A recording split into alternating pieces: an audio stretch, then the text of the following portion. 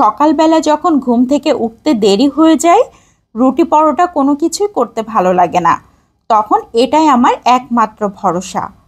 প্রথমে একটা রান্নার পাত্রে 2.5 কাপ ভাতের চাল নিয়ে নিয়েছি, 1.25 কাপ মুগ ডাল নিয়ে নিয়েছি। আমি মুগ ডালটাকে খুব ভালো করে ভেজে তারপর ব্যবহার করেছি। 1/2 কাপ মসুর ডাল দিয়ে দিয়েছি, 1/2 কাপ দিয়ে দিচ্ছি মটরের ডাল। আমি এখানে 3 ধরনের ডাল ব্যবহার করেছি। এখন সব কিছু খুব ভালো করে মিশিয়ে নিতে হবে। যখন চাল ডাল একসাথে খুব ভালোভাবে মিশে যাবে, সেই পর্যায়ে এখানে নর্মাল পানি দিয়ে দিচ্ছি। পানি দিয়ে খুব ভালো করে কষলে কষলে ধুয়ে নিতে হবে।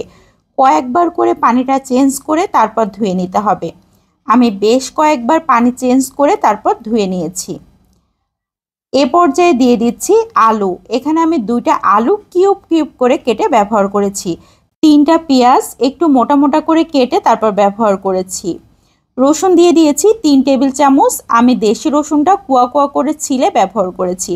কাঁচামরিচ দিয়ে দিয়েছি 8-9টা।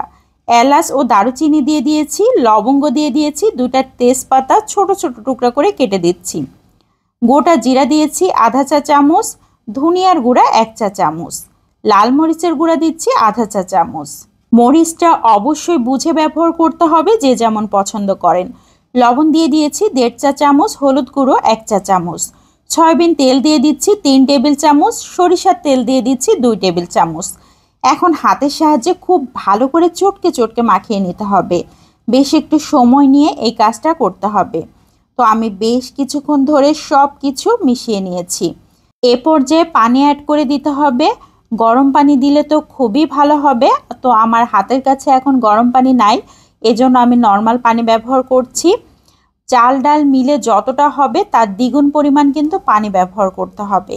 এখন ঢাকনা দিয়ে ঢেকে রান্না করে নিব 6 থেকে 7 মিনিট।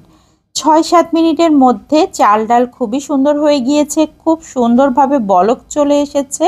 এ পর্যায়ে আর ঢাকনা দিয়ে ঢেকে রাখবো না, এভাবেই কিছুক্ষণ জাল করে নেব। তো পানিটা প্রায় শুকিয়ে যাওয়ার মতো হয়ে গিয়েছে, ভাত ফুটে আসা মতো হয়ে গিয়েছে। এ পর্যায়ে আমি আবারও কিছুক্ষণ এভাবে নাড়াচাড়া করে দিচ্ছি।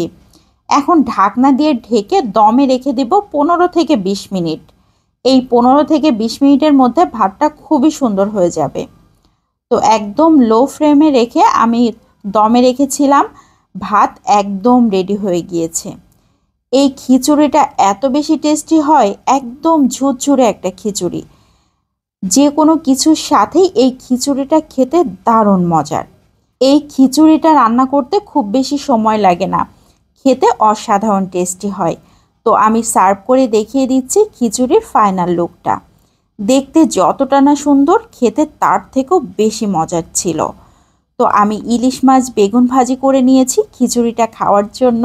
রেসিপি ভালো লাগলে বেশি বেশি করে শেয়ার করে দিবেন, তাহলে অনেকেই দেখার সুযোগ পাবে। বিদায় নিয়ে নিচ্ছি। আসসালামু আলাইকুম।